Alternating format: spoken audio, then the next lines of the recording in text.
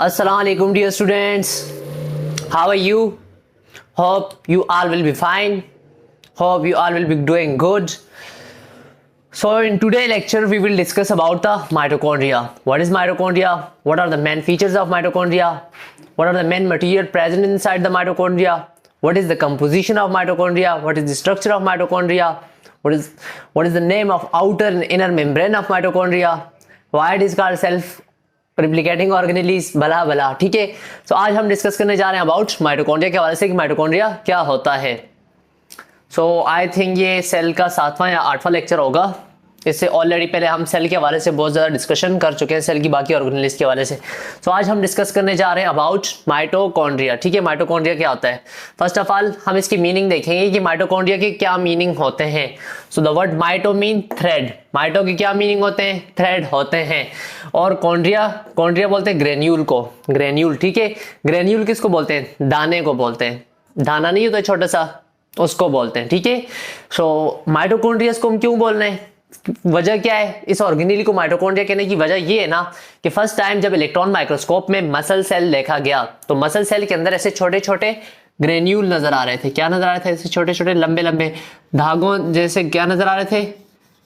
Thread like. अच्छा, thread यहाँ पे यूज हुआ है ना, थ्रेड बोलते हैं धागे को। ऐसे धागे जैसे क्या नजर आ रहे थे? छोटे छोटे ग्रेन्यूल नजर आ रहे थे।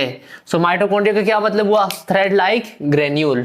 थ्रेड लाइक ग्रेन्यूल को हम क्या बोलते हैं? माइटोकॉन्ड्रिया बोलते हैं। ठीक है, आज इसकी definition, it is a double membrane bounded colourless body widely distributed in the cytoplasm of eukaryotic cell. बहुत ही इंपॉर्टेंट पॉइंट है, इसको मैं अंडरलाइन कर लेता हूं। ठीक है, पहली बात क्या है, ये एक डबल मेम्ब्रेन ऑर्गेनेली है। कौन सी है?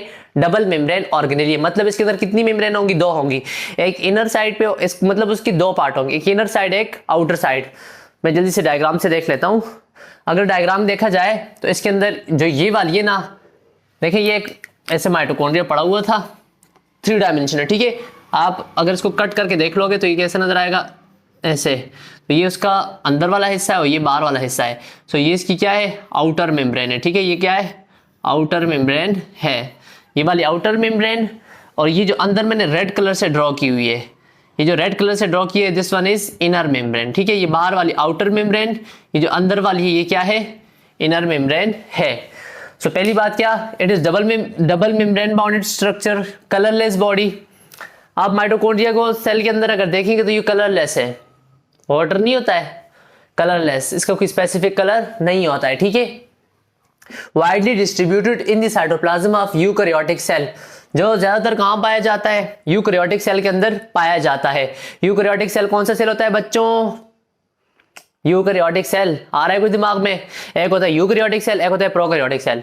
यूकैरियोटिक सेल ऐसा सेल जिसमें मेम्ब्रेन बाउंडेड स्ट्रक्चर प्रेजेंट होती हैं, जिसमें न्यूक्लियस प्रेजेंट होता है। प्लांट सेल, एनिमल सेल, ये क्या है? यूकैरियोटिक है। और प्रोकैरियोटिक सेल ऐसा सेल जिसके अंदर कोई न्यूक्लियस प्रेजेंट नहीं होता, जिसमें मेम्ब्रेन बाउंडेड स्ट्रक्चर प्रेजेंट नहीं होती है। सो माइटोकॉन्ड्रिया क्या है? डबल मेम्ब्रेन है। सो ये प्रोकैरियोट के सेल के अंदर प्रेजेंट नहीं होगा, ये बैक्टीरिया के अंदर प्रेजेंट नहीं होगा। ठीक है जी, ये थी इसकी डेफिनेशन। आगे चलते हैं इसकी डिस्कवरी के हवाले से कि इसको फर्स्ट टाइम किसने डिस्कवर किया था। So in 1850 they were first seen by Kolliker as a granule in muscle cells. इसको सबसे पहले 1850 में कूलिकर ने देखा था मसल सेल के अंदर। कौन से सेल के अंदर? मसल सेल के अंदर, एज ए ग्रेन्यूल। छोटे छोटे उसको दाने नजर आ रहे थे। ठीक है, फॉर यूर नॉलेज कि जब हम एक्सरसाइज करते हैं, मसल्स को बढ़ा रहे होते हैं, छोटे से ही हैं, बड़े नहीं हुए। मसल्स को जब हम बढ़ा रहे होते हैं ना तो उनके अंदर माइटोकॉन्ड्रिया क्या होते हैं? बढ़ रहे होते हैं, क्योंकि माइटोकॉन्ड्रिया ने क्या करनी है? एनर्जी प्रोड्यूस करनी है। तो वो शख्स जो अपनी बॉडी बढ़ाना चाहता है, एक्सरसाइज करता है, तो उसकी बॉडी के अंदर माइटोकॉन्ड्रिया जो होते हैं वो ज्यादा होने लग जाते हैं। और जैसे एक्सरसाइज छोड़ देता है तो दोबारा से मसल लूज होने लगते हैं। वो क्यों होते हैं? क्योंकि माइटोकॉन्ड्रिया जो होते हैं मरने लग जाते हैं। ठीक है, बहरहाल आगे हम डिस्कस करते हैं। ठीक है, अब अगर साइज की बात की जाए, सो जो माइटोकॉन्ड्रिया होता है, अगर इसके डायमीटर की बात की जाए तो 0.5 से लेके 1 माइक्रोमीटर तक इसका डायमीटर होता है। डायमीटर बोलते हैं, अगर आप इसको ऐसे सेंटर से क्या कर लो, ये पूरा का पूरा माइटोकॉन्ड्रिया है, सेंटर से यहाँ से लेके यहाँ तक का जो फासला होता है उसको हम डायमीटर बोलते हैं, ठीक है। तो यहाँ से लेके यहाँ तक जो फासला होगा उसको हम क्या बोलेंगे, डायमीटर। तो यहाँ से यहाँ तक ये कितना है, 0.5 से लेके 1 माइक्रोमीटर तक होता है, ठीक है। लेकिन अगर लेंथ की बात की जाए, ऐसे लंबाई की बात की जाए, तो लंबाई में कितना है, 0.1 माइक्रोमीटर से लेकर 10 माइक्रोमीटर तक होता है। तो बच्चों माइक्रो की वैल्यू कितनी होती है, माइक्रो सुना हुआ है ना, माइक्रो 10 की पावर -6, ठीक है। अच्छा जी आगे चलते हैं। Number 8 number is varies in a cell with its metabolic activity. इसके जो नंबर्स होते हैं कि मतलब कौन से सेल में कितने माइटोकॉन्ड्रिया प्रेजेंट होंगे, तो ये चेंज कर रहे होते हैं। डिफरेंट सेल में इनकी जो नंबर होते हैं वो डिफरेंट होते हैं। मिसाल के तौर पे मैं आपसे कहता हूँ, हमारे मसल्स है ना, मसल्स हर एक काम करने के लिए, मैक्सिमम काम करने के लिए, किसी चीज को उठाना हो, रखना हो, हिलना हो, तो उसके अंदर हमारी बॉडी के मसल्स इन्वॉल्व होते हैं। सो हमारी मसल्स को एनर्जी ज्यादा चाहिए, तो वहां पे माइटोकॉन्ड्रिया जो होंगे वो ज्यादा होंगे। वो सेल जहाँ पे मेटाबॉलिक एक्टिविटी ज्यादा होती हो, जहाँ पे ब्रेक डाउन ज्यादा होता हो, जहाँ पे फूड के मॉलिक्यूल ज्यादा टूटते हो, ज्यादा बनते हो, सो वहां पे माइटोकॉन्ड्रिया जो होते हैं वो क्या होंगे, ज्यादा होंगे। आगे चलते हैं केमिकल कंपोजिशन के हवाले से कि माइटोकॉन्ड्रिया किस चीज से बना हुआ है। So chemically it is compose of protein, lipid, RNA and small amount of DNA. ये किस किस से बना हुआ है, प्रोटीन से बना हुआ है। प्रोटीन क्या है, हमारे पास ऑर्गेनिक कंपाउंड है जिसमें अमाइनो एसिड प्रेजेंट होते हैं। लिपिड क्या है, ये भी ऑर्गेनिक कंपाउंड है जिसमें फैटी एसिड, ग्लिसरॉल वगैरह वगैरह प्रेजेंट होते हैं। आरएनए क्या है, राइबोज न्यूक्लिक एसिड, मतलब ये हमारे पास न्यूक्लिक एसिड है। इसके अलावा स्मॉल अमाउंट ऑफ डीएनए भी प्रेजेंट होता है। फॉर योर नॉलेज कि जो हमारे पास माइटोकॉन्ड्रिया है इसके पास अपना डीएनए भी होता है। तो ये भाई साहब जो है ये खुद ही डिवाइड होने की सलाहियत रखते हैं। मिसाल के तौर पे मैं कहता हूँ हमारे पास एक सेल है, उसके अंदर क्या एक छोटा सा माइटोकॉन्ड्रिया है, ये डिवाइड होकर 2 बना सकता है। ये क्या कर सकता है, 2 बना सकता है, क्योंकि इसके पास अपना डीएनए है, इसके पास अपनी प्रोटीन है। सो जब प्रोटीन है, इसके पास डीएनए है, तो ये खुद को डिवाइड करने की सलाहियत रखता है, ठीक है। आगे चलते हैं। आगे हमारे पास सेल्फ रिप्लिकेटिंग ऑर्गेनेली। ये जो अभी मैंने बात डिस्कस की यहाँ पे लिखी हुई है, due to presence of ribosome. जो माइटोकॉन्ड्रिया होता है इसके अंदर राइबोसोम प्रेजेंट होते हैं। मैं ऑलरेडी राइबोसोम के टॉपिक के अंदर डिटेल से डिस्कस कर भी चुका हूं कि राइबोसोम जो होते हैं 2 टाइप के होते हैं, एक होते हैं 70 स्वीटबर्ग राइबोसोम, एक होते हैं 80 स्वीटबर्ग राइबोसोम। सो जो माइटोकॉन्ड्रिया है इसके अंदर 70 स्वीटबर्ग राइबोसोम प्रेजेंट होते हैं। So due to presence of ribosome and DNA molecule, mitochondria are known as self replicating organelle. Ribosome और डीएनए के मॉलिक्यूल के प्रेजेंट होने की वजह से जो माइटोकॉन्ड्रिया होता है ना, ये खुद ही डिवाइड होने की सलाहियत रखता है। आई मीन कि ये 1 से 2 बन सकते हैं। क्यों? क्योंकि इसके पास डीएनए भी प्रेजेंट है, इसके पास राइबोसोम भी प्रेजेंट होता है। डीएनए का काम क्या है, जेनेटिक मटेरियल होता है, और राइबोसोम का क्या काम क्या है, प्रोटीन सिंथेसिस। तो ये राइबोसोम से प्रोटीन बना रहा होता है अपने लिए, और मजे से क्या होता है, डिवाइड हो रहा होता है, ठीक है जी। आगे चलते हैं।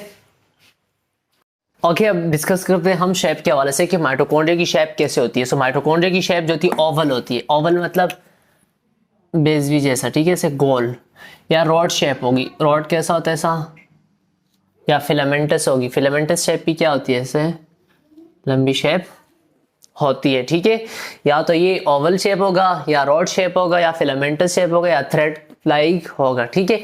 आगे चलते हैं। Structure of mitochondria very important, इसको अभी से समझ लीजिएगा, ये आपको आगे के बहुत सारे चैप्टर्स में काम आएगा। ये आपको आएगा काम कहाँ पे, बायो एनर्जेटिक के चैप्टर में, एटीपी कैसे बनती है, ठीक है। सो बहरहाल ये आगे इसने बहुत काम आना है, सो इसको शेप को गौर से देखना है, ठीक है। अच्छा जी, पहले हम बात करते हैं मेम्ब्रेन की। ऑलरेडी हम डिस्कस कर चुके हैं कि माइटोकॉन्ड्रिया की कितनी मेम्ब्रेन है, 2 मेम्ब्रेन है, ठीक है। So mitochondria is bounded by double membrane. The outer membrane is smooth. बाहर की मेम्ब्रेन कैसी, स्मूथ है। बाहर की मेम्ब्रेन कैसी है, स्मूथ है, ठीक है। लेकिन the inner membrane is infolded. Inner membrane क्या हुई है, इनफोल्डेड। ये देखो ना, ये अंदर पे क्या हुआ है, ऐसे फोल्डेड हुई है, ऐसे मुड़ी हुई है, फोल्डेड हुई है, ठीक है। सो इनर मेम्ब्रेन क्या है, फोल्डेड है। आउटर मेम्ब्रेन क्या है, स्मूथ है। इनर मेम्ब्रेन क्या है, फोल्डेड है, ठीक है। दूसरी बात, these membrane made up of lipid and protein. ये जो मेम्ब्रेन है ना, ये लिपिड और प्रोटीन से मिलकर बनी हुई है। यहाँ पे ये जो मेम्ब्रेन है किससे बनी हुई है, लिपिड और प्रोटीन से मिलकर बनी हुई है। आगे चलते हैं। हमारे पास इंटर मेम्ब्रेनस स्पेस बहुत सिंपल है। It is the space between, ये BW मैंने लिखा हुआ है ना, टाइम कम है और जगह स्पेस भी कम है, सो आपने इसको पूरा बिटवीन लिखना है। अच्छा, काम जान नहीं छुड़ाना।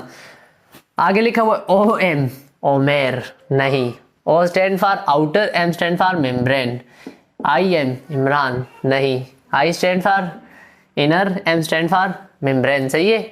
सो वो स्पेस जो प्रेजेंट होती है आउटर मेम्ब्रेन और इनर मेम्ब्रेन के दरमियान, ये है आउटर मेम्ब्रेन, ये है इनर मेम्ब्रेन, तो इसके दरमियान ये जो जगह है ना, ये जो जगह है, इस जगह को हम क्या बोलते हैं? इंटर, इसको हम बोलते हैं इंटर मेम्ब्रेनस स्पेस, इसको हम क्या बोलते हैं? इंटर मेम्ब्रेनस, दो मेम्ब्रेन के दरमियान, इंटर का मतलब होता है बिटवीन, इंटर मेम्ब्रेनस स्पेस, ठीक है। इंटर मेम्ब्रेनस स्पेस नाम से जाहिर है, इंटर मतलब बिटवीन, मेम्ब्रेन मतलब दो मेम्ब्रेन, और स्पेस मतलब जगह। सो दो मेम्ब्रेन के दरमियान जो जगह है इसको हम क्या बोलते हैं? इंटर मेम्ब्रेन स्पेस बोलते हैं, ठीक है जी। The space between outer membrane inner membrane. आगे चलते हैं, आगे जाते हैं क्रिस्टी। क्रिस्टी देखो, दो चीजें एक होती है, चलो पहले क्रिस्टी को समझ लेते हैं। The inner membrane is infolded forming an irregular structure. देखो ये जो इनर मेम्ब्रेन है ना, ये क्या हुई है? अंदर फोल्ड हुई है, फोल्ड होकर इसने इरेगुलर, इरेगुलर मतलब कुछ बेतरतीब किस्म की स्ट्रक्चर बनाई हुई है। दरअसल इन्हीं फोल्डेड स्ट्रक्चर को हम क्या बोलते हैं? क्रिस्टी बोलते हैं, क्रिस्टी बोलते हैं। अच्छा देखो, माइटोकॉन्ड्रिया के अंदर जो मेम्ब्रेन फ्लोर इरेगुलर टाइप में जो फोल्ड बनाए हुए हैं ना, इसको हम क्या बोलते हैं? क्रिस्टी बोलते हैं। देखो एंडोप्लाज्मिक रेटिकुलम के अंदर भी हमने सेम इस टाइप का एक वर्ड पढ़ा हुआ है, वो सिस्टर्नी था। वो क्या था? सिस्टर्नी था। इनमें कंफ्यूज नहीं होना, ठीक है। माइटोकॉन्ड्रिया के अंदर प्रेजेंट होता है क्रिस्टी, एंडोप्लाज्मिक रेटिकुलम में होता है सिस्टर्नी, ठीक है। बहरहाल वो हमने बड़े डिटेल से वहां पे डिस्कस किया हुआ है, ठीक है। So the inner membrane is infolded forming an irregular structure called cristae. आगे देखो F1 पार्टिकल, ये जो इनर मेम्ब्रेन होती है ना, the inner surface of cristae in the mitochondria matrix है small knob like structure called as elementary particle. इस inner membrane के अंदर अगर आप देखेंगे, इसके अंदर अगर हम देखते हैं तो इसके अंदर एक नोब लाइक स्ट्रक्चर होता है। इसके अंदर क्या होता है? एक नोब लाइक स्ट्रक्चर होती है जिसको हम F1 पार्टिकल कहते हैं। अच्छा यहाँ पे क्या है? एक नोब लाइक स्ट्रक्चर है, नोब लाइक स्ट्रक्चर जिसको हम क्या बोलते हैं? F1 पार्टिकल बोलते हैं, ठीक है। F1 पार्टिकल इसको हम बोलते हैं, ठीक है। अच्छा जी आगे चलते हैं। और ये जो F1 पार्टिकल है ना, इसका काम ज्यादातर होता है रिस्पायरेशन में, ठीक है। यहाँ पे इसके वाले से लिखा हुआ है knob like structure called elementary particle और F1 पार्टिकल, इसका काम होता है रिस्पायरेशन में, ठीक है।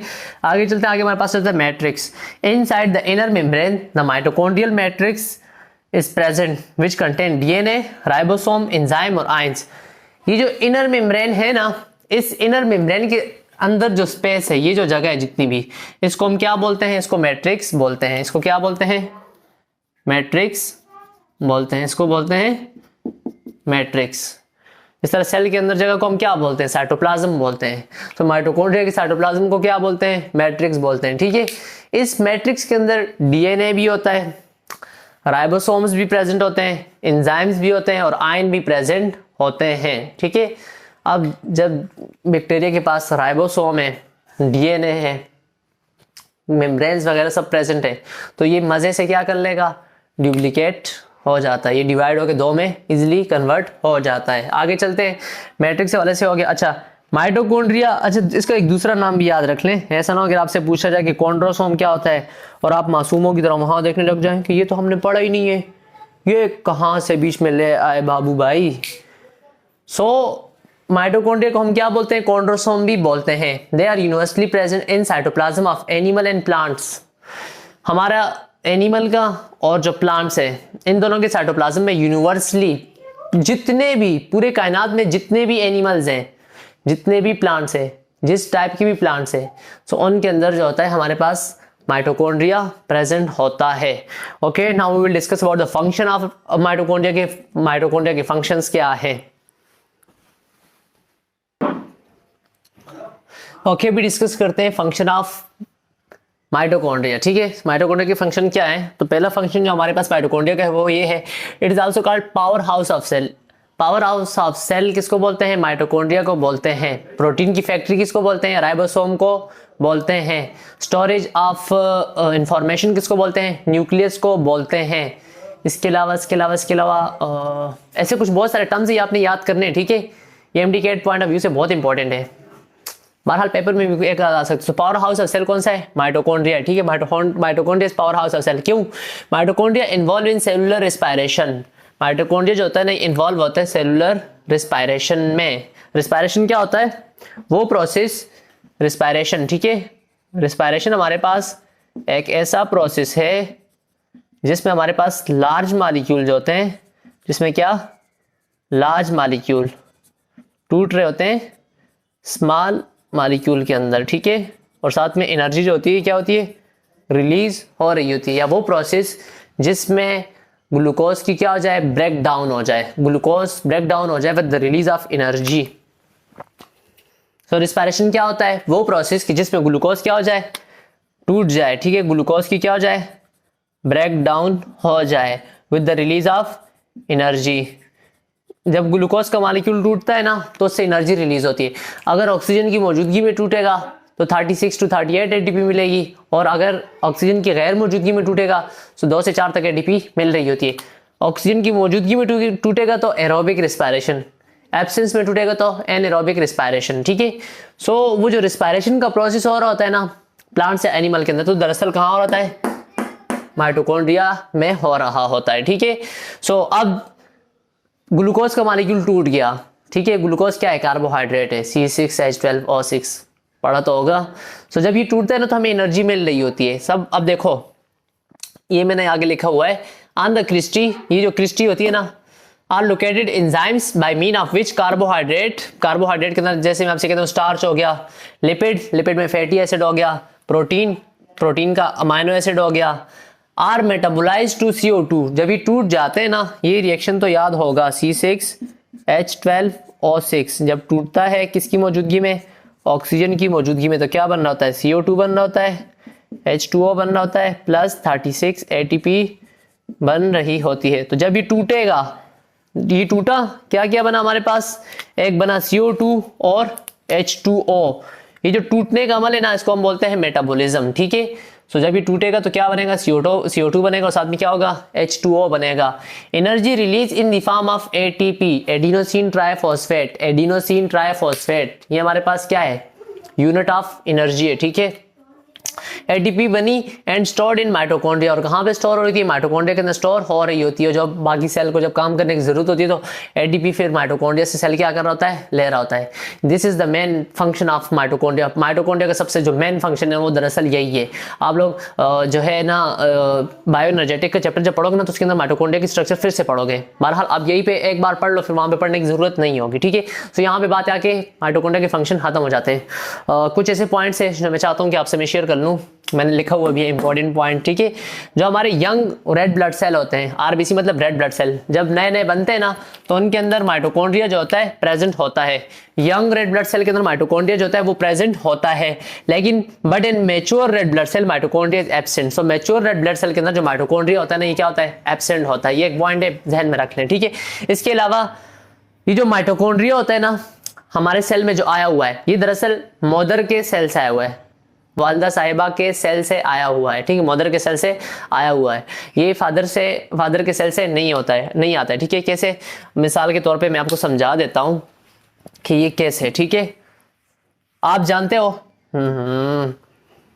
आप जानते हो कि हमारे पास जब एक स्पर्म और एक की आपस में क्या हो रही होती है? फ्यूजन हो रही होती है। ठीक है, ये आ गया स्पर्म, ये आ गया एग और ये आ गया स्पर्म। एग कहाँ से आता है?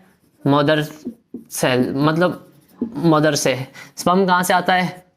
फादर से आ रहा होता है। ठीक है, तो जो न्यूक्लियर मटेरियल है ये तो ये एग सेल है। ये कौन सा है? एग सेल है। ये कौन सा है? Egg cell. और ये क्या है? ये स्पर्म है। एक पूरा सेल है, इसके अंदर सारी चीज़ें प्रेजेंट है। माइटोकॉन्ड्रिया भी प्रेजेंट है, न्यूक्लियर मटेरियल भी प्रेजेंट है, एंजाइम, सब चीज़ें क्या है? प्रेजेंट है। यहाँ पे अगर देखा जाए तो न्यूक्लियर मटेरियल कहाँ प्रेजेंट है? यहाँ पे। जो माइटोकॉन्ड्रिया होता है ना वो यहाँ पे प्रेजेंट होता है।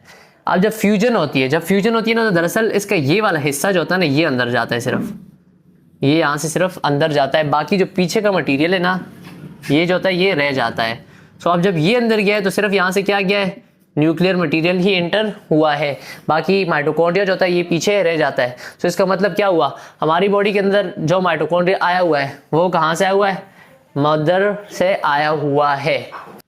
सो माइटोकॉन्ड्रिया कहाँ से आया हुआ है, मदर के सेल से आया हुआ है। सो लोग जो हैं वो ट्रेस कर सकते हैं माइटोकॉन्ड्रिया को देख के वो ट्रेस कर सकते हैं अपनी मदर के mitochondria, grand mother, grand mother के माइटोकॉन्ड्रिया को ट्रेस कर सकते हैं। ठीक है, सो यहाँ पे आके आज के लेक्चर का इख्तिताम हो जाता है। होप आपको चीज़ें समझ में आई होंगी। पूरे के पूरे लेक्चर को नोट करना मत भूलिएगा, ये मेरा तकरीर कलाम बन गया है। मैं हर एक लेक्चर के आखिर में यही बात कर रहा हूँ कि इस लेक्चर को पूरा का पूरा नोट करना है। ठीक है, नोट ज़रूर करें।